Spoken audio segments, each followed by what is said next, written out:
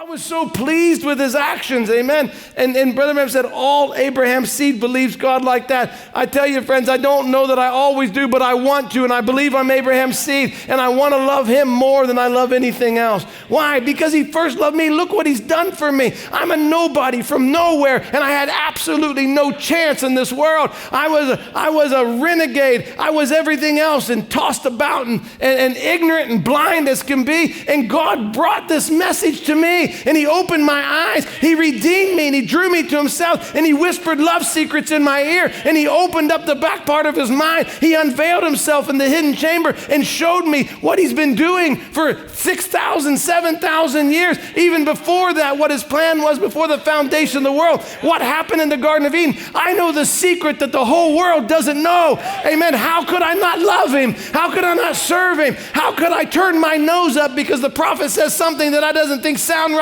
when God has been so good to me? It's an arrogant, selfish spirit.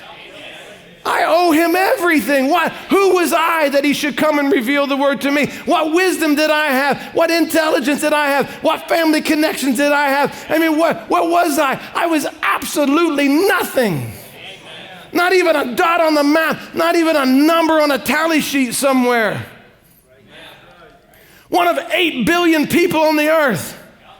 Who could find one out of 8 billion?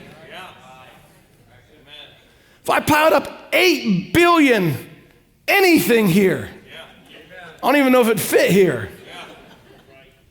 And you go pluck one out and tell you that one, you're precious to me and I love you, and I'm going to tell you all my secrets. I'm going to draw you to myself, and I'm going to give you a glorified body, and you're going to sit with me in my throne for 1,000 years, and you're going to be in the new heavens and new earth, and you're going to have perfection, and you're going to be part of me. You're going to be an expression of me, and we're going to come into a unity like nobody's ever seen before, and we're going to live together forever. Oh, what would that one little item that's plucked out of 8 billion feel about the one who plucked them out?